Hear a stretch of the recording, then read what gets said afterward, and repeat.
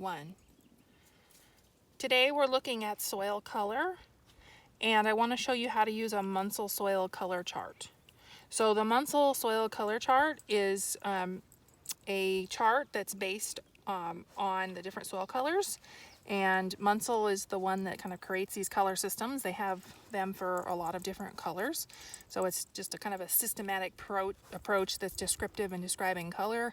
It's kind of a universal system, so if I'm describing a color here, someone over in Europe or Russia or China or something could also understand what that color means and be able to describe the color of their soil and have it be comparable. So these charts are arranged in such a way that each one has 3 parts to it. So soil color is broken down into hue, and each hue has its own page. So this is a 7.5 R. The R stands for red, and that would be considered the hue of this particular color.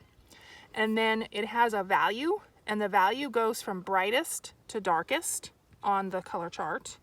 And then it also has a chroma, and the chroma goes from basically the least almost grayed out color all the way to the most intense color. So, if you think of this as kind of your favorite t-shirt or something, if you had a really faded kind of bled out colored t-shirt, it would be on this kind of side of the spectrum versus, a brand new one that's really bright and intense color would be kind of on this side.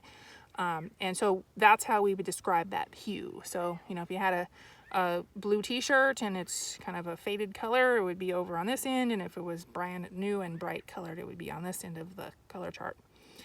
We use this to describe soil colors, and we will take the soil ped, and we'll take our ped and we'll put it behind the color. You want to do this without shadow on it if you can help it, and so having it out in the sun and with the sun at high noon is best. You also want to have your soil color done moist unless otherwise stated. So sometimes you'll do color dry and then moist, but kind of the standard if you're looking at soil descriptions is always to do the color moist. So you'll moisten your color with your little ped of soil, and then you'll find your color chart, and you can kind of just glance, just in glancing and say, well, I don't think it's a red color, it's more yellow, right? So you could then flip through and find a color chart that maybe was closer in color to it. So I'm going to just go over here to the 7.5 YR. So this is the hue again. This is a 7.5 yellow-red. That's the hue. And then again, value and chroma. And then I'm going to take a look. I'm going to match this up if I can and see, well, let's see. Does it look close to that? Maybe that's a little bit darker. No, it looks a little too yellow. I'm still not really feeling the color here. I'm not sure that my colors matched up, so I'll go over here to the 10. I think it might be a little bit lighter color. So I'm going to go over here to the 10 and kind of take a look at the 10. Oh, that's getting closer here. I'm sort of feeling like maybe that's a good, that one's not too,